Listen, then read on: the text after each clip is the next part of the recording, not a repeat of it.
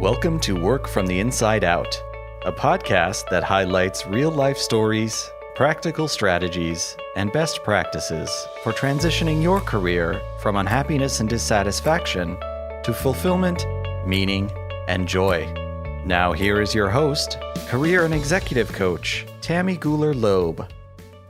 Hey everybody, I am so delighted to introduce my guest today, Dr. Tanvi Gautam. Dr. Gautam is a multi-award-winning international keynote speaker, best-selling author of the book, The Spark Lies Within, and executive coach. She's listed by Workforce magazine on the Game Changer list and on the Society of Human Resource Management social media influencer list 6 years in a row. Please join me in welcoming Tanvi Gautam. Welcome. Thank you so much for having me, Tammy. Oh, it's a pleasure. And you are joining us from your home office in Singapore. That's right, on a very rainy morning in Singapore. Oh boy, well, it's a very dark night here in Boston. Oh, it's always so funny to talk to people in different time zones. So anyway, as you know, Work from the Inside Out is all about the different choices and decisions that we make throughout our careers. And I know that you have made lots of different decisions along the way. We just introduced you by some of your great achievements, but I know that it's a lot of hard work to get where you are now. And tell us a little bit about some of the earlier years. Maybe, I know you grew up in India. Tell us where things began and how you got to where you are today. Well, you're right. It is a lot of hard work. And, I tell people that I have figured out the formula for overnight success. All right. The formula for overnight success is putting in about 10 years of hard work, and you will be an overnight success. There you go. An overnight success in 10 years. There you go.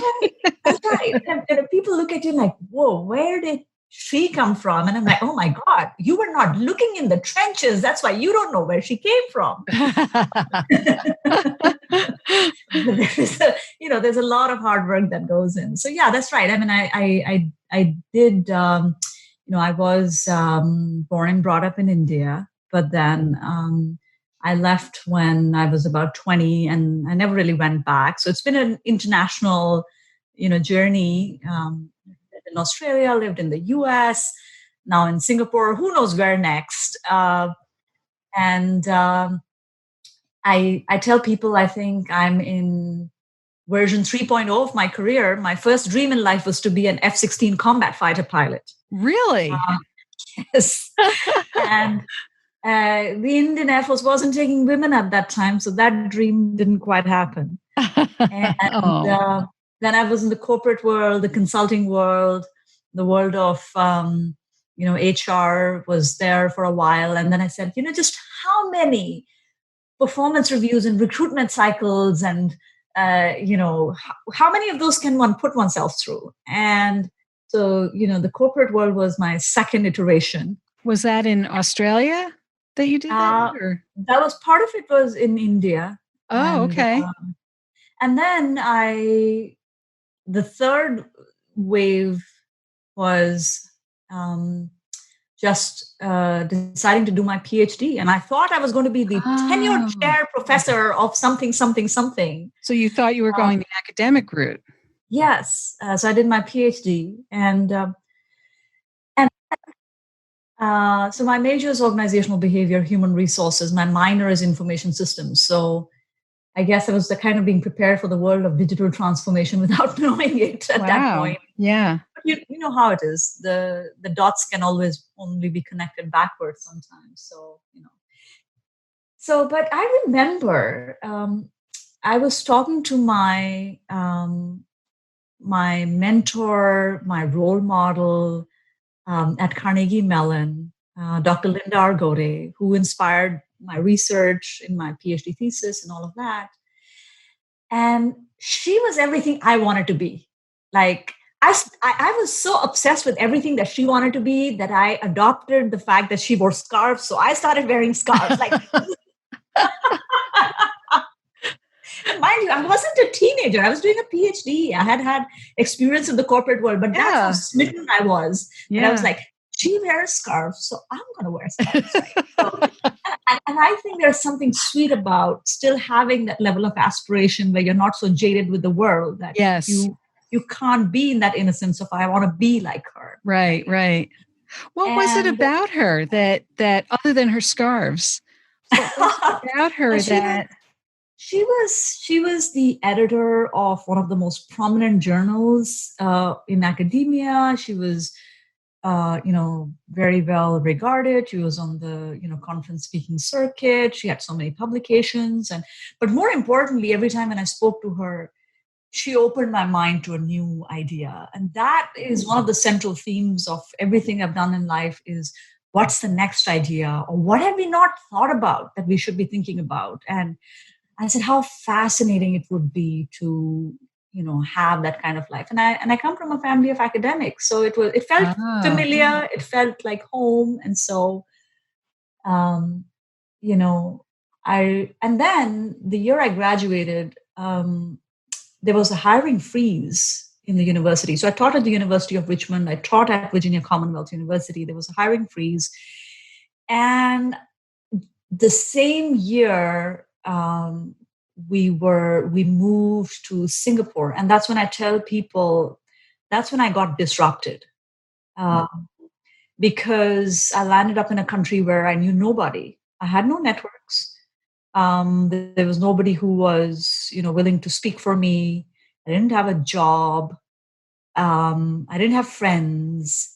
So it was like, you pull the plug. And here's the best part. I had nobody to, like a good wife, I tried to blame my husband till I realized this was my idea. So you mean moving to Singapore was your idea? Yes. Because I was just going to ask you why the move to Singapore, making an assumption that it must have been something for your husband's work or something.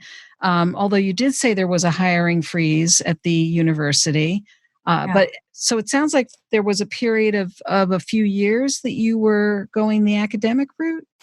Yeah, I was. So it kind of, just things happen, and in a way sometimes that we don't see the synchronicity of events that's going on, right? Because I think if I had gotten onto the tenure track route, I would have stayed back in the US. I wouldn't have gone exploring. And so I think part of it was that one of the things that I'm very mindful of is how long have I been coasting in my comfort zone? That is a big, it's like the siren on top of the ambulance kind of a thing for me. And I very actively put myself in situations where I'm uncomfortable, and I love it because I know that when I'm uncomfortable is that something will come out of it.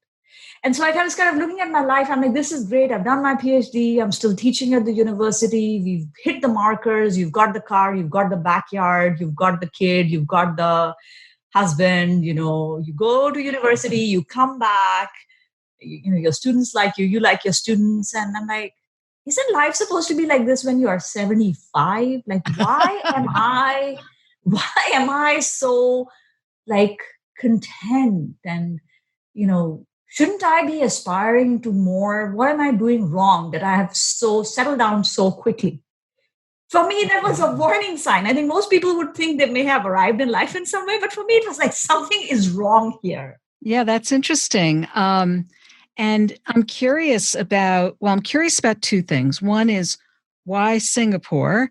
And when you say, that you, in a way, love to get uncomfortable, I could even see, uncomfortable could look like a lot of different things, right? Mm-hmm. So you could have said, well, I'm going to stay here in Virginia and I'm going to get uncomfortable and go skydiving, or I'm going to get uncomfortable and learn, something new right here, right?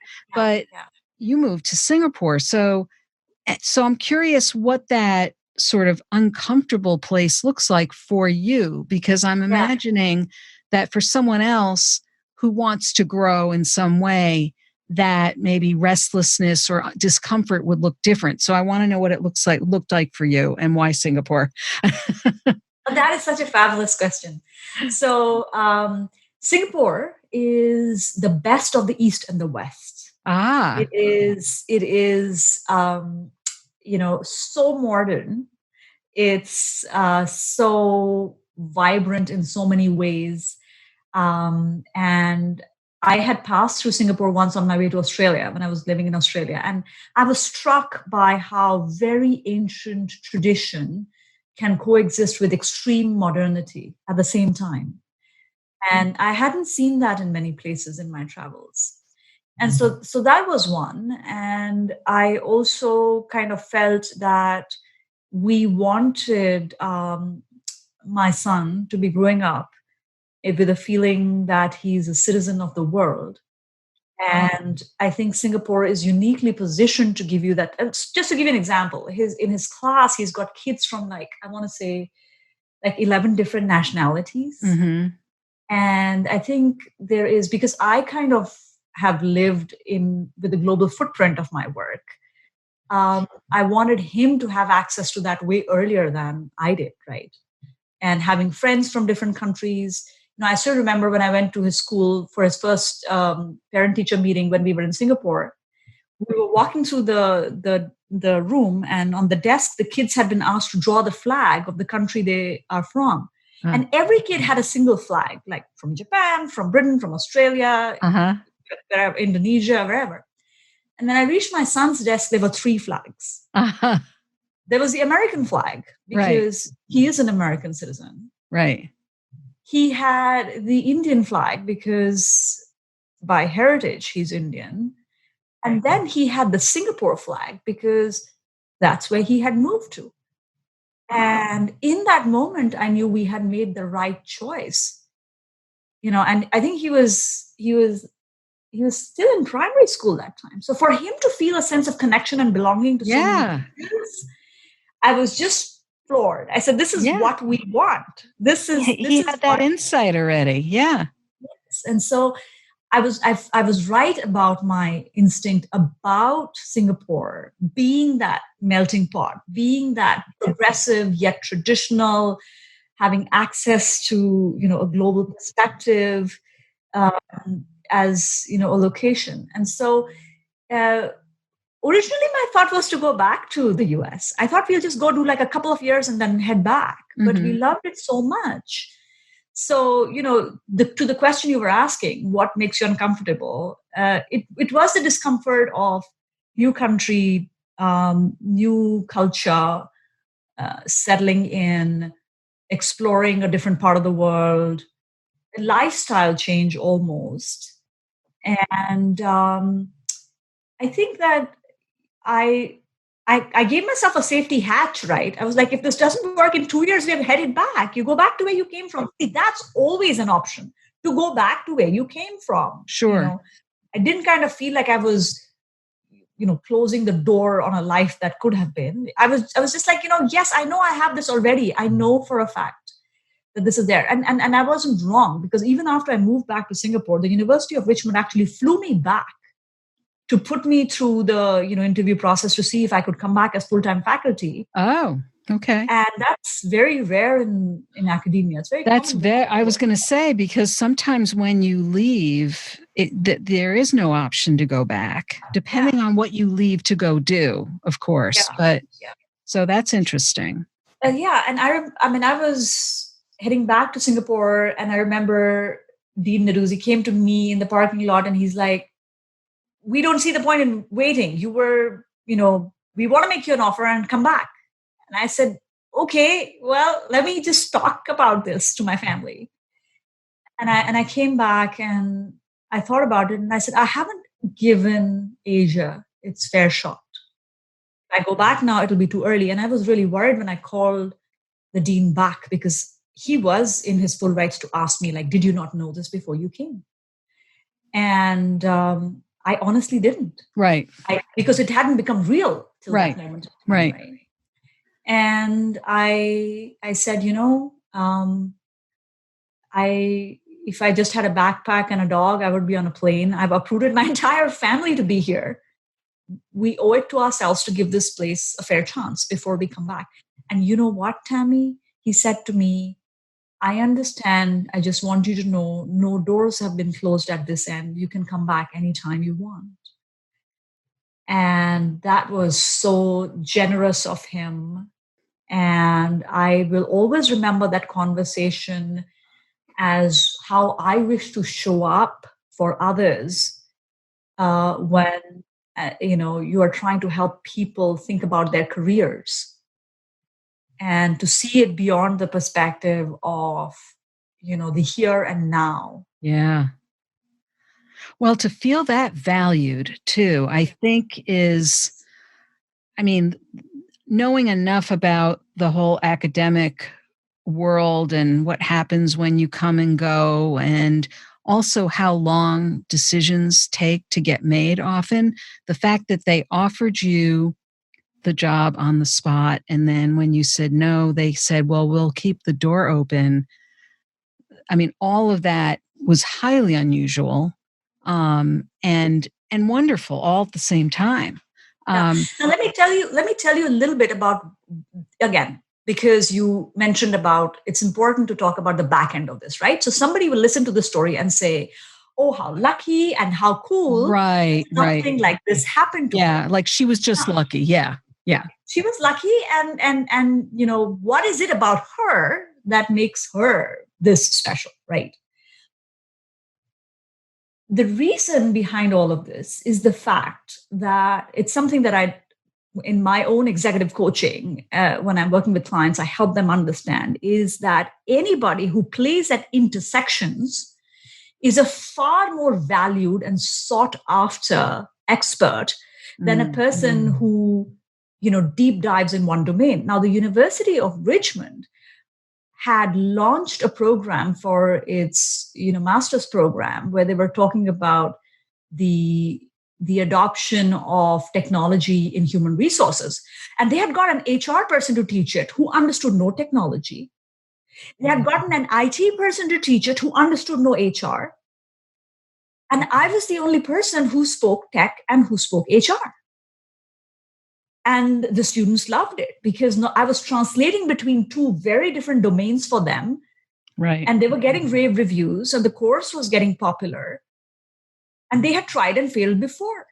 So my value was not just that I'm this, there's some secret ingredient that nobody else can replicate. Right.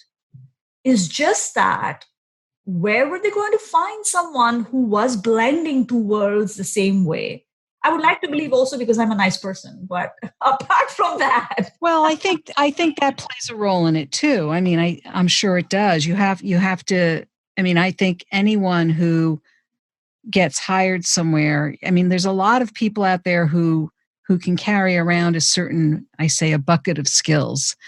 But when you get hired, they're hiring a person, right?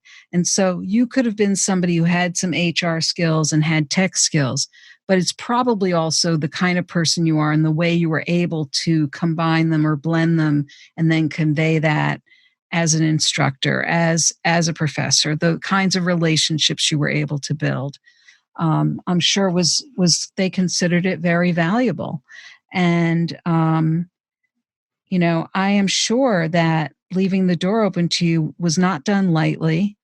And that, you worked for that. And, I think you're making an excellent point though, about the way that we say this sometimes to people in entrepreneurship and small business, how important it is the riches are in the niches.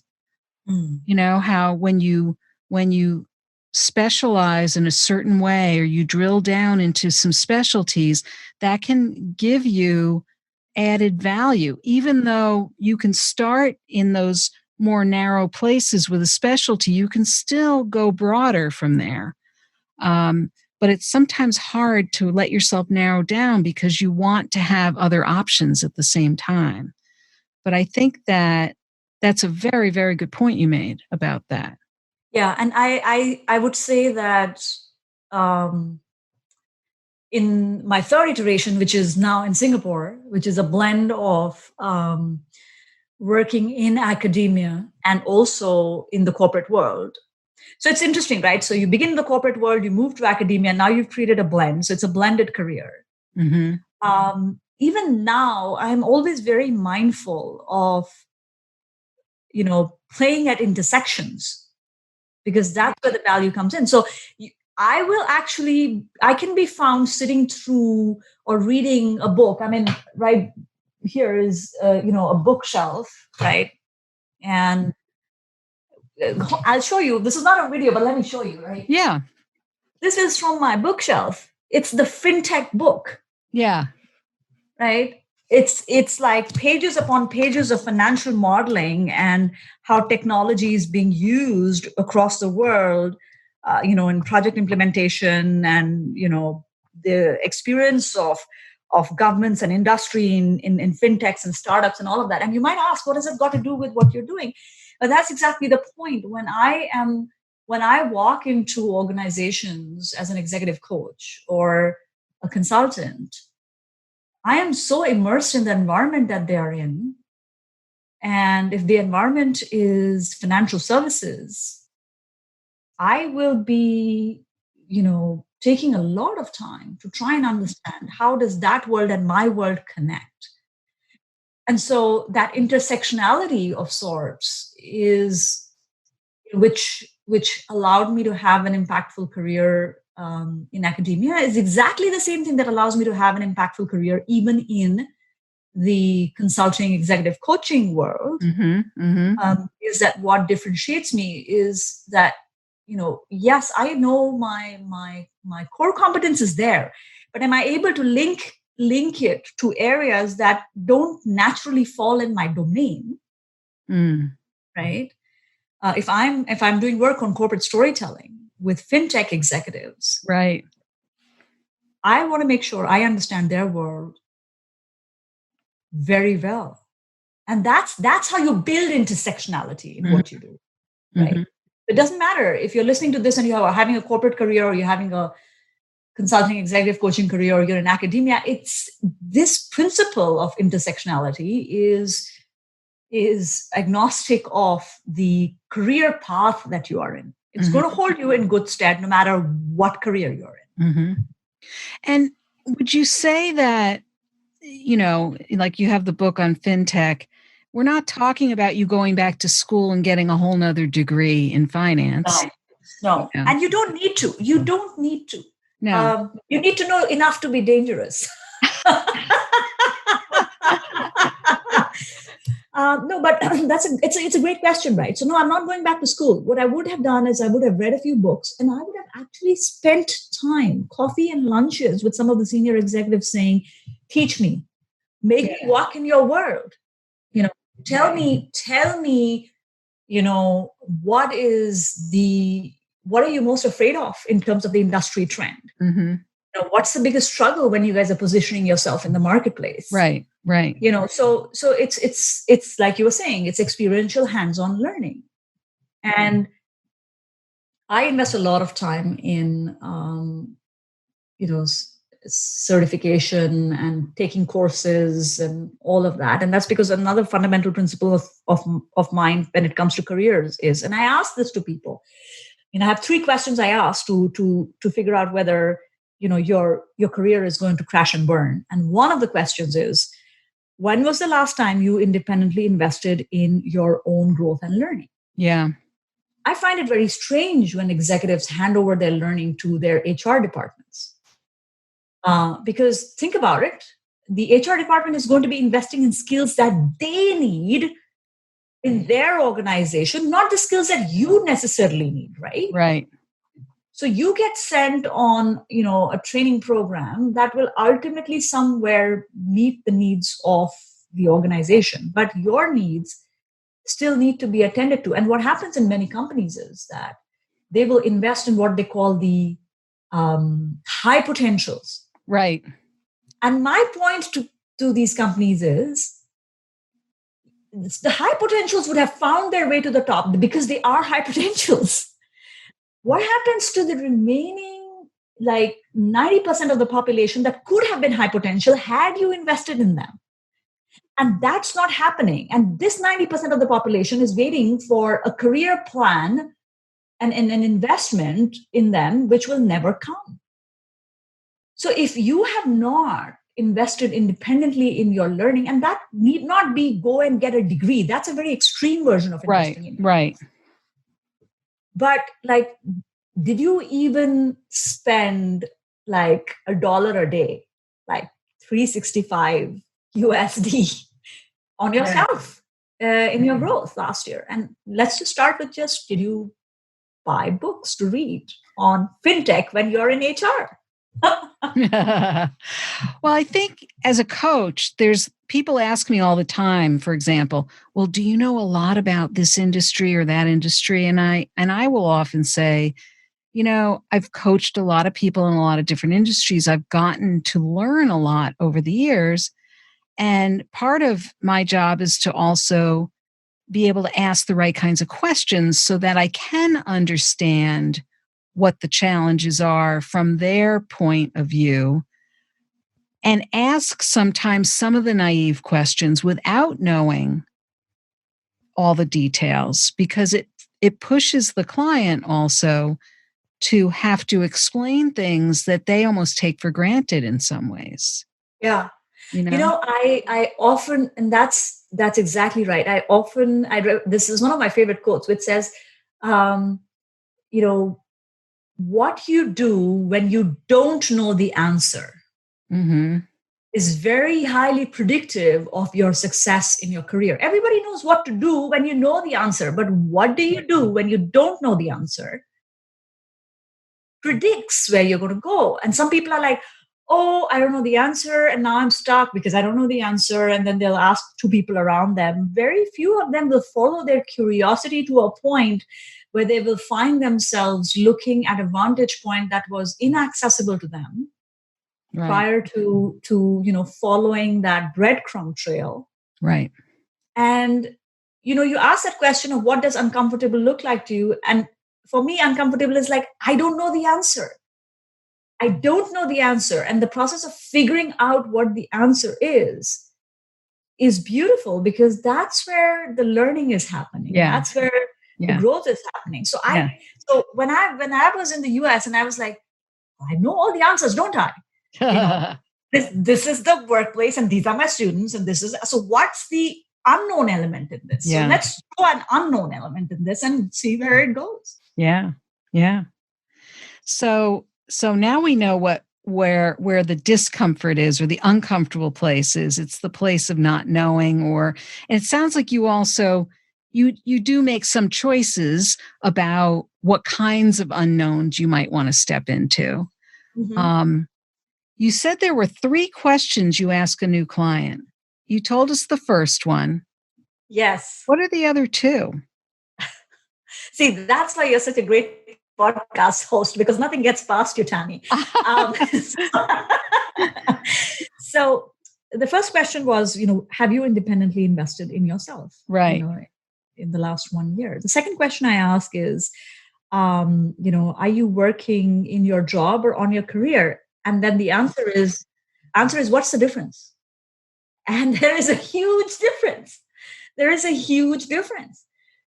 on your job is nose to the grindstone.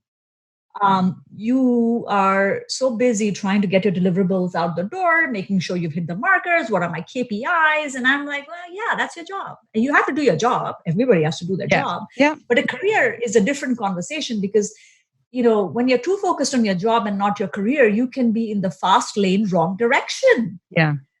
And then you arrive at your destination and I'm like, what the hell just happened? And that's when I meet executives in the corner office who say, is this it? There's got to be more to life than this. And that's because they've been focusing on their job and not their career.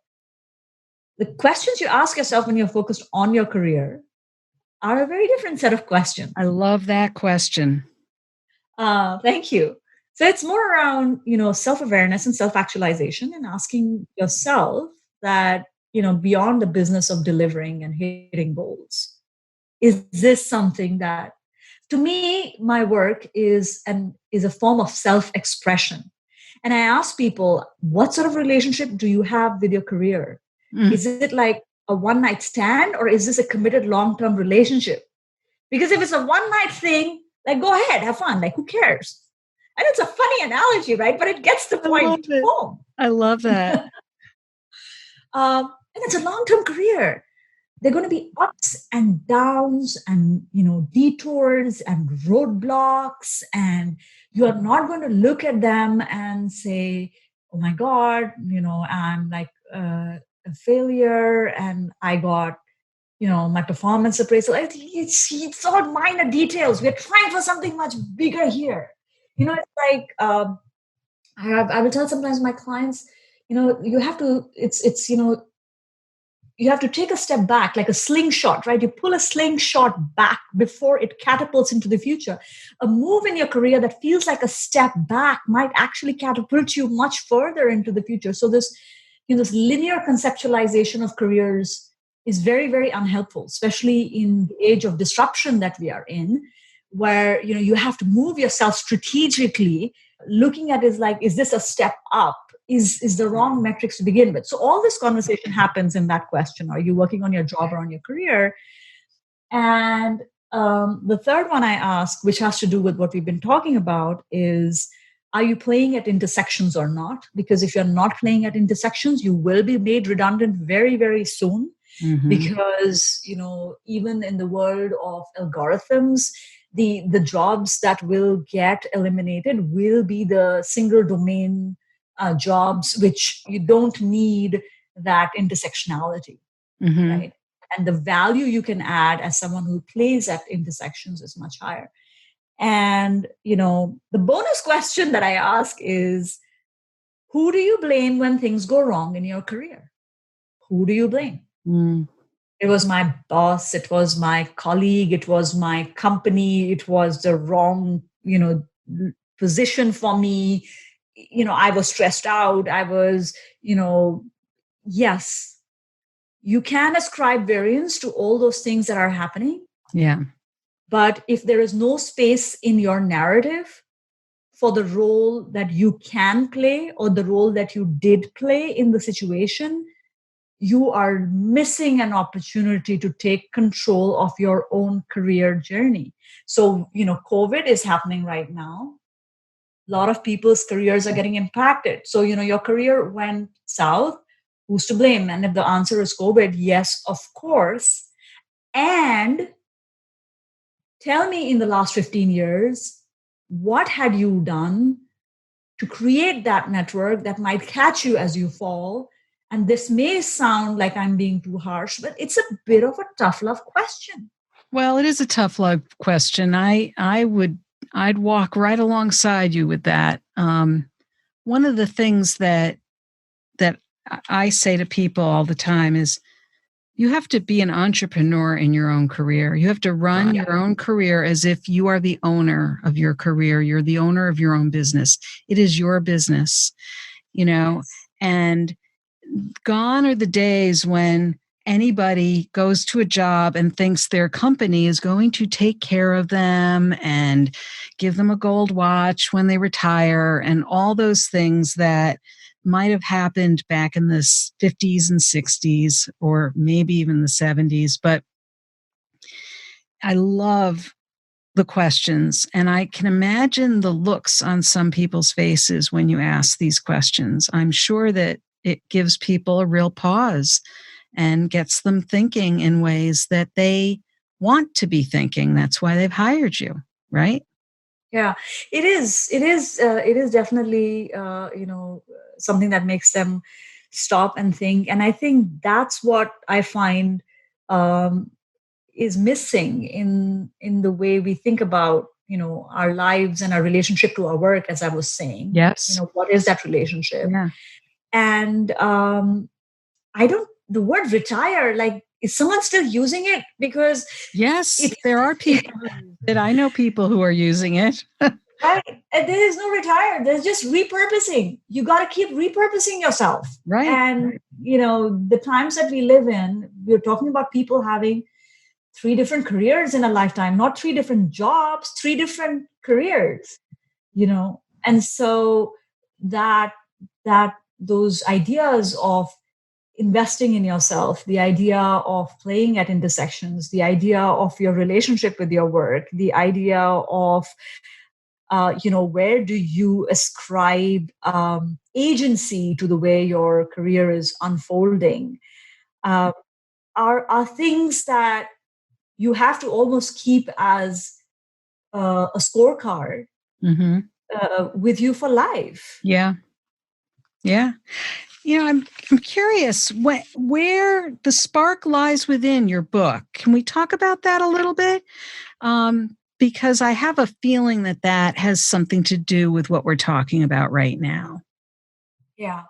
So The Spark Lies Within was a book that I wrote a couple of years ago, and it was based on the work that I have been doing with the women executives across the globe. And the funny thing is that when I launched the book, I launched it in the Silicon Valley. And what I hadn't expected at the book launch was the number of men who showed up for the conversation and almost accused me of saying, why are you saying that this is a book for women? Because this applies to us as well. And I said, yes, nothing's stopping you from taking value away from it. But I did want to speak to the experience of women in particular, because I work very closely as a coach to women aspiring to more senior leadership roles. And very briefly, what the book talks about is helping us recognize that the model of success that is often pushed upon us is, higher, faster, better. Right.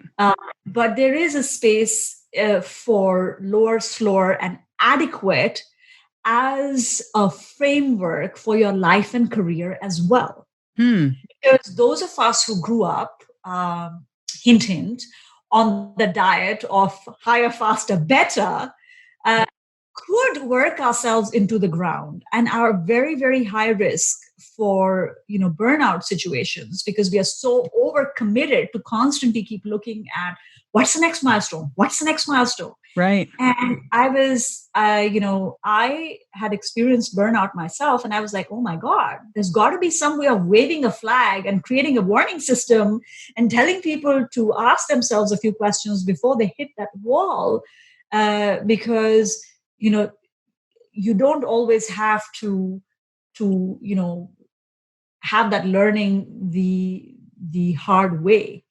Learn from the experience of other people and recognize that a wholesome career honors all parts of you, not just the line that I had written in the book is, what if you lived less out of your ambition and more out of your gratitude for what you have managed to achieve? Wow. And I think that many of the high achieving men and women don't pause long enough to reflect on how far they have come and give themselves credit for the things that they have achieved, because there is nobody there. It's that dissatisfaction that has driven them, which is great, but it can get out of control. And the more you do, the more people expect of you. And the next thing you know is that constant thing of, okay, what's next? Well, yes, there is a space for that. But there's also space to acknowledge how much you've done and asking, what am I trying to achieve all this for? Like, what is the purpose of this? Yeah. There's a metaphor I'm just thinking of, or a perfect metaphor for this. The person who tries to leave the corporate office at 5:00 because they've got to go pick up their kids or something. And they get the hairy eyeball from all the people who are staying till at least 6:30, 7:00 or later. Because if you leave at 5, how could you possibly be working hard enough? I've never understood that metrics. But yeah, that is FaceTime and, let me tell you, in the Asian work culture in particular, we've heard Jack Ma talk about this, right? Yeah. That Alibaba has this work culture of, you work for 26 hours in a 24-hour day, and that's the badge of honor. And I'm like, you know what? No, that's not that's not the language of workplaces where a human being is being seen more than as a cog in the machine. And that's a very old school way of thinking about life and careers and, the blend we want to create. And believe me, I've been there, done that. I've had 26-hour days and 24-hour days. So you're not talking to someone who hasn't been there and done that. Right. There's a price to pay for it. Yeah. And be aware of that price, because everything comes at a cost. And how do you offset those 26-hour days with 0-hour days, which is my way of saying I'm not doing anything today? And believe me, that's the toughest thing I've ever done in my life. Is I actually set the clock for 15 minutes and say, let's have you practice doing nothing. Oh my God, that is uncomfortable. Have you given that as homework to clients?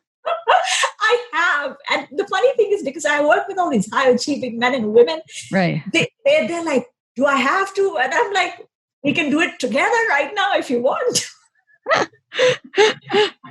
Wow. So that's another way I think I like to make myself uncomfortable is, what if we played at the other extreme and how would that might feel like? Yeah, I love it. I actually in the last 5 years, I take a retreat, an annual retreat by myself every year, which has nothing to do with my work. Last year I was at, believe it or not, an art retreat in Morocco. Wow. And the last time I had picked up crayons before that, I think was in grade 4 or something. So I end up at this retreat where there are these artists who've got, paints and brushes. And I'm like, what's the difference between this type of paint and that type of paint? So they all looked at me like, wow, she had the guts to travel all the way here for an art retreat with these questions. But the thing is, it goes back to what you said, right? And I think that's the gift of this podcast to me from you, Tammy, is that recognition that for me, my zone of discomfort and growth is not knowing the answers, but figuring it out and being comfortable with that uncertainty of what is the answer. We don't know what it's going to be. But I mindfully put myself in that art retreat in a part of the world I hadn't visited, because that completely puts me in that zone of discomfort. And when I'm back 10 days later, I bring so much more energy and my clients have come to expect it. So when they get that mail saying, I'm on my annual retreat doing art in Morocco, they send back mail saying, stop making us jealous. And I'm like, you have the option too. Yeah. It's a question of deciding. It's Absolutely. a question of deciding. Absolutely. And, it's interesting. You just made me think of a program that I did once where they sprung this on us. We didn't know it was going to happen. And we were told, okay, for the next 24 hours, you have to be silent. You can't talk. And you can't talk, you can't read, and you can't write. Oh, good Lord. Yeah. That is extreme. Let me tell you, it was the most, and they even said they would call our families to let them know that they wouldn't be hearing from us. So it was one of the most interesting things I've ever done.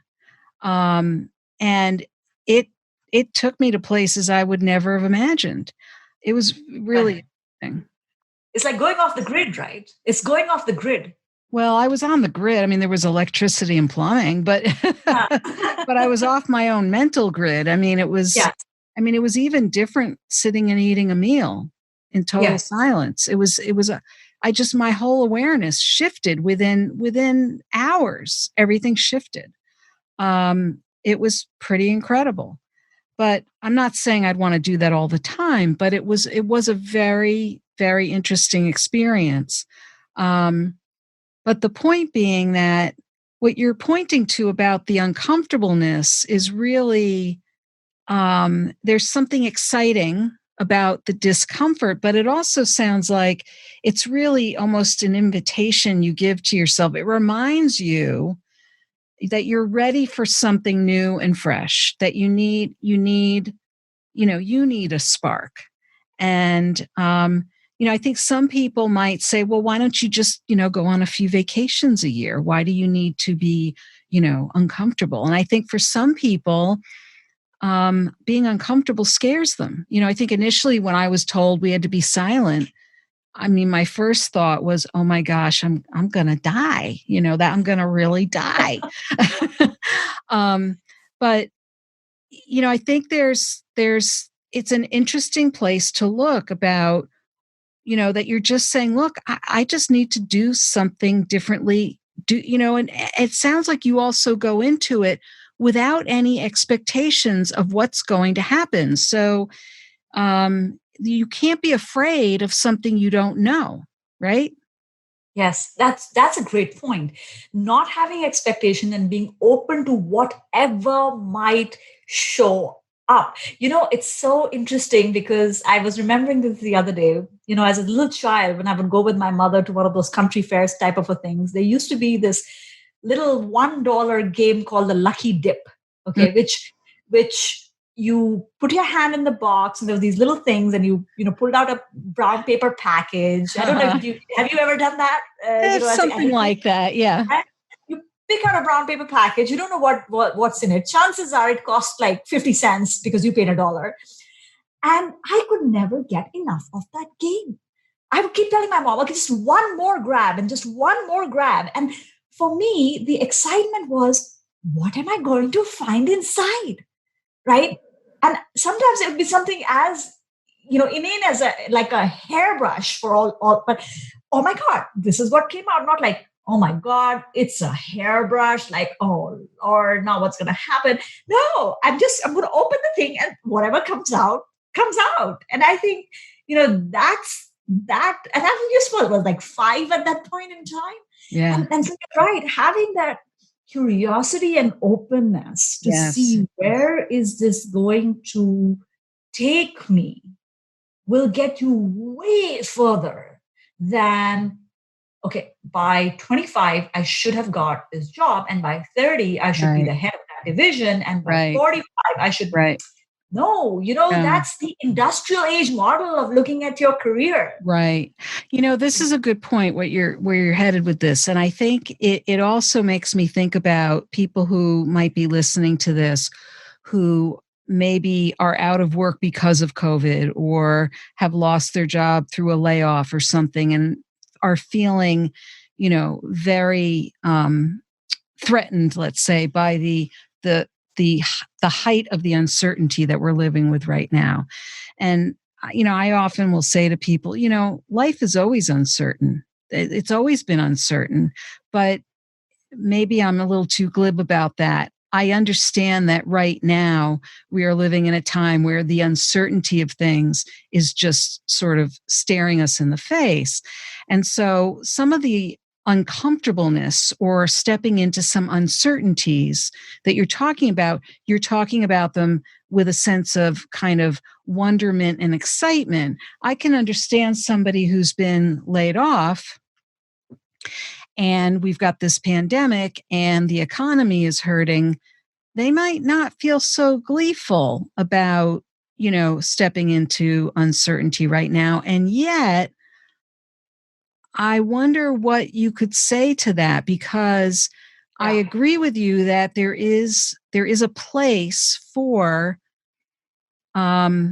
staying open and curious at this time as much as you possibly can, because that will take you somewhere much better. Yeah, that's such a great question. And I think how people are responding, whether it's a COVID layoff or even otherwise, a lot of it has to do with their past experience and exposure to uncertainty in their life. So if it's kind of like your first major brush with this, it was not even on your radar, then you're kind of feeling like, you are in a head-to-head collision of sorts. That's what it feels like. There's no curiosity and wonder in that place. You feel like you need to be resuscitated. It really is that bad. And I think that when you have been in a head-on collision, the first thing that you have to do is make sure your vital signs are in place and that they are working. Yeah. And, it's kind of like if you've been taken to ER and you've been given the drip and you have to stabilize yourself first. Yes. And once you've stabilized yourself, be that, you're looking at the financial situation or the, kids' school fees or, the mortgage of the house, or do you need to downsize or what needs to be changed? those things have to be addressed very, very quickly, because otherwise you'll always be in that, panic mode of what's happening. And that's where the curiosity around what can I repurpose, what can I reposition, what can I reconfigure to make this more sustainable, right? That is where the curiosity piece kind of comes in. And once you've stabilized yourself from in the ER, and then you kind of go into physiotherapy or rehab, is when you're like, okay, I took 2 steps today. Can I take 3 tomorrow? What will it feel like to take 3? And then that entire conversation of not personalizing the situation, because so many of us are like, oh, I must have done something wrong. And you know what? Some of these questions are irrelevant at this point in time.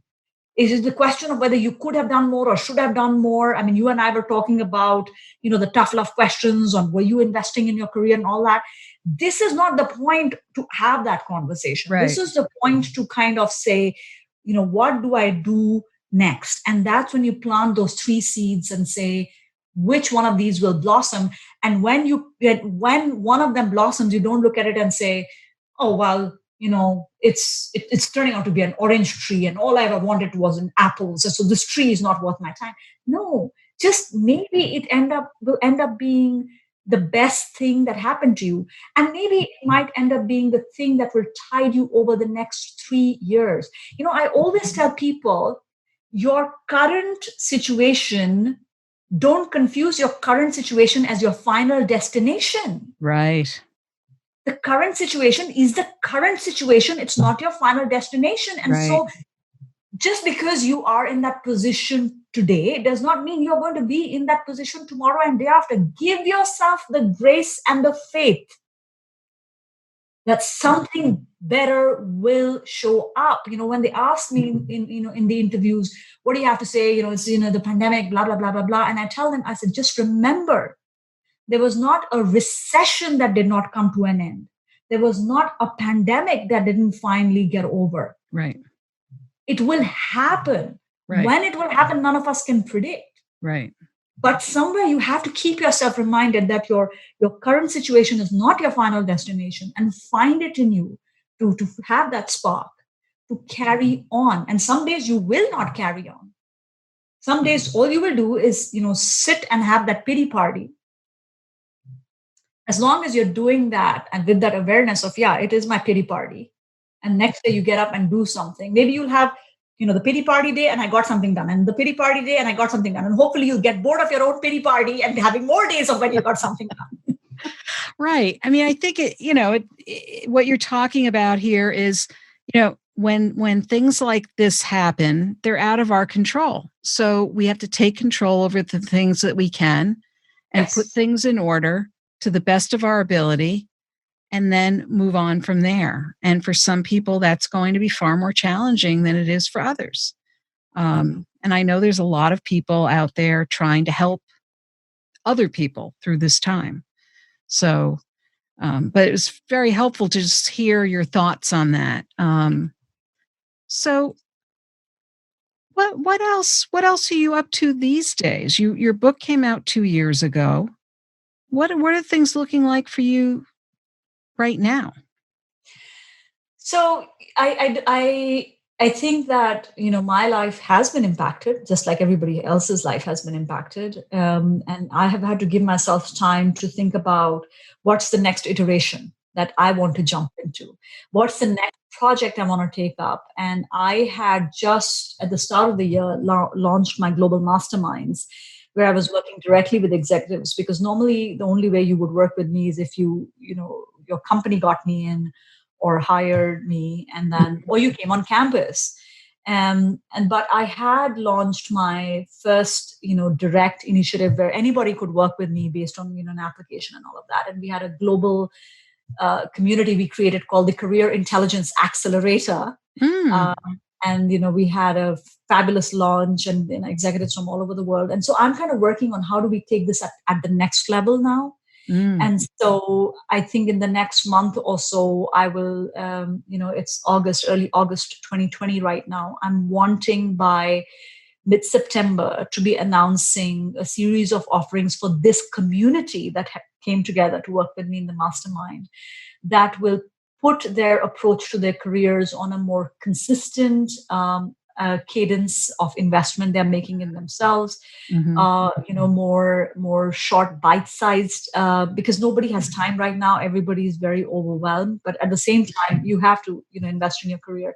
So I'm working on what we can do in that community for them to put them on a more stable and consistent path of looking at their career and leadership journey. So I'm working on that, and then I just have been, taking a lot of time to observe how what my, how do I want to define my impact for the next 5 years? I want to say, what are those metrics of impact internally and externally? And I always start with my internal metrics first, because, to your point, that's what we can control better. Right. I woke up yesterday to a voicemail from this woman from South Africa, where she was like in tears as she was narrating the impact that my work has had on her. I listened to that voicemail 5 times a day. And I was like, it was a reminder to myself that that's the kind of impact that matters to me. What good is it being, featured on Forbes 30 under 30? It's a great metric, don't get me wrong.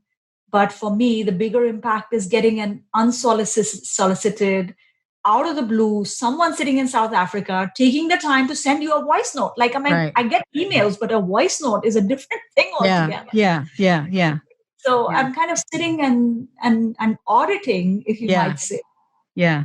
My own journey and saying, okay, certain things mattered a lot to you up until now. What's the next version? What does matter to you? So I can be purposeful in the things that I invest my time and energy. Right. That sounds great. Sounds like a good approach. So thinking about the people listening in right now, and many of whom are in a process of thinking about what's next for them. Some of them may be out of work, some of them may be working and still trying to formulate what their next is. What would be one key piece of advice that you would give them as they're going forward? I would say be comfortable with being a beta version of your future self. There you go. Yeah. Learn to be more experimental in your mindset, and measure your progress by the process and not the outcome, because outcomes right now are extremely uncertain. So if you get uncertain on the outcome, like, did I get the job? Did I get the job? Did I get the job? You're going to be a very dissatisfied person. Look at the process metrics instead, which are, did I reach out to 3 people today? Did I get that one coffee done? Did I end up writing a LinkedIn blog? What did I do differently, even if it was reading a book? Right. Learn to look at those process markers that are moving, the needle forward, taking you one, step further along in the journey, because the massive amount of uncertainty that we are in the middle of right now, this metric of have I got the job, have I got the job, have I got the job, is less to do with your credibility, your skills, your resources, and a lot more to do. I mean, a pandemic, happens, from what I know, once in 100 years. We have to treat it very differently than we have, treated any past disruption. Right. So that's what I would say. Just, fall in love with the beta version of yourself. I love that. Thank you. Well, and so if people want to learn more about your work or want to take a look at your book, what's the best way for them to find you? I would, for your audience in particular, I would think they should start at the Career Intelligence Accelerator community. And so we call it CIA because we thought it was like a cool acronym, like, come join the CIA, right? So my web guy was like, it's a Career Intelligence Accelerator. All right. And so the website is www.cia.world, because we have people from all over the world in the community. So it's cia.world. Okay. I remember my website guy telling me, you're going to get a call from the CIA. I said, wouldn't that be a fabulous story to tell if they did call? But they haven't, so we're good. I love it. Well, we will put that all in the show notes so people can find that. And I want to thank you so much for being here today. This has been a really great conversation with a lot of really valuable advice and lots for us to think about. So thank you. Thank you, Tanvi, for inviting me and also for creating space for these very important conversations, for which I think the time is absolutely right. So more power to you and your community. Oh, thanks. I hope you enjoyed my interview with Tanvi Gautam. It was so interesting to speak with her to learn about her professional journey. What is your key takeaway from our interview? If you're interested in any of the resources or links mentioned in today's podcast, you can find them on the blog page of my website at www.tammygoularloeb.com. Just look for episode 097. Are you thinking about what's next for you professionally? Perhaps there was a thought or idea that was sparked by listening to today's podcast that you'd like to put into motion going forward. Or maybe you're just feeling a little stuck. Get specialized group and individualized support, insights, and accountability from a brilliant mix of professional women in a safe, non-judgmental, creative space. Join one of my small hybrid mastermind coaching groups, starting on a rolling basis. You can learn more at https://bit.ly/navigating career change. If you were inspired by this episode with Tanvi, please share it with your friends and colleagues. And don't forget to subscribe so you don't miss next week's show. Remember, subscribing is always free. Are you enjoying the podcast? I'd love to read your review on Apple Podcasts. It's easy to find through my website at www.tammygoularloeb.com/podcast. Just click on the Apple Podcast button and follow the instructions provided there. Thank you so much for listening. And remember, it's never too late or too impossible to increase your sense of fulfillment and satisfaction in your work and other meaningful activities. Let me know how it's going for you. And who knows, maybe you'll be my next interview on this podcast. Bye for now. Thank you for listening to the Work from the Inside Out podcast. For more information, you can find us at www.workfromtheinsideout.com.